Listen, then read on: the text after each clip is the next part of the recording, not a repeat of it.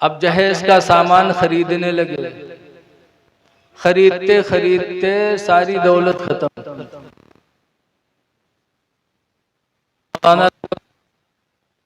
मैंने ऐसा कहा था कि अगर एक चीज रह गई जहेज में न दिया तो तुझे तलाक है, तलाक है, तलाक है।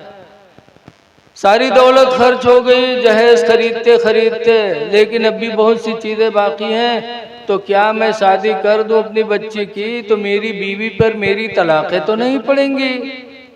उलमाए किराम ने कहा अगर एक चीज भी रह गई तो तलाक पड़ जाएगी, क्योंकि तुमने कसम खाया। अभी बहुत परेशान। अरे दुनिया की चीज, हर चीज हमको आपको पता भी नहीं है। बोलो कितनी चीजें अल्लाह ने पैदा की, किसी को है पता? नहीं पता। और दुनिया की चीज में, हर चीज में ट्रेनों तो है। ट्रेन कहाँ दे दी हो बिटिया? कहीं प्लेन भी है, पहाड़ भी है, भैंसी दे दे हो, भैंसा दे दे हो, शेरवा, शेर भी तो दुनिया की हर चीज में है।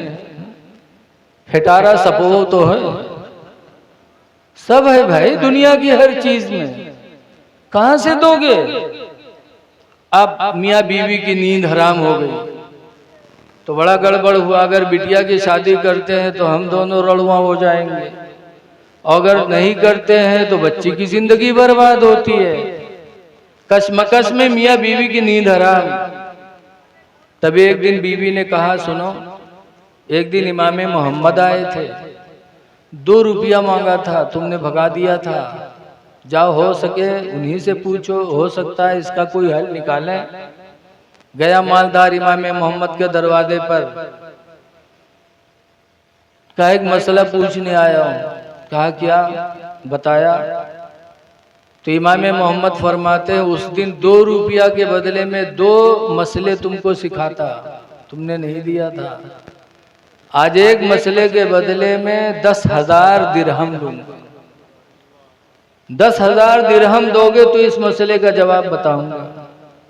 बीवी का मामला था, 10,000 दिरहम निकाल के दे दिए। जब दिया तब इमाम मोहम्मद फरमाते हैं जाओ अपने बच्चे की जहेज में तुम कुरान हकीम खरीद के दे दो, तुम्हारी कसम पूरी हो जाएगी, तुम्हारी बीवी तुम्हारे निकाह से नहीं निकलेगी। कहा क्यों? मैंने तो दुनिया की हर चीज के लिए कहा था। तब इमाम मोहम्मद फरमाते हैं सुनो, तुमने हर चीज की कसम खाए थे कि अपनी बच्ची की जहेज में हर चीज दूंगा। जाओ कुरान खरीद कर दे दो, तुम्हारी कसम पूरी हो जाएगी। क्यों? कुरान के बारे में अल्लाह ताला ने फरमाया है नहनु नज़्ज़लना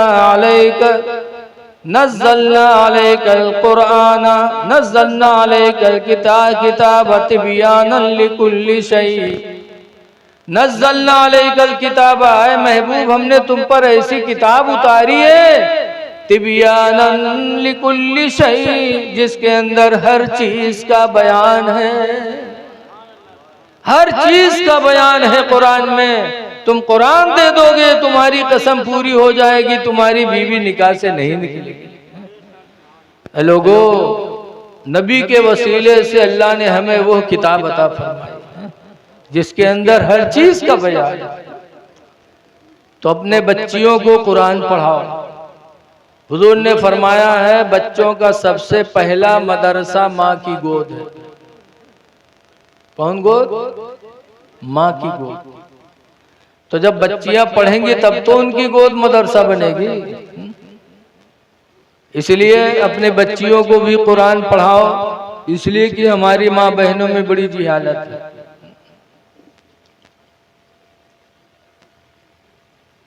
आज कि माँ बहनों की गोद में दीन की तालीम नहीं मिलती।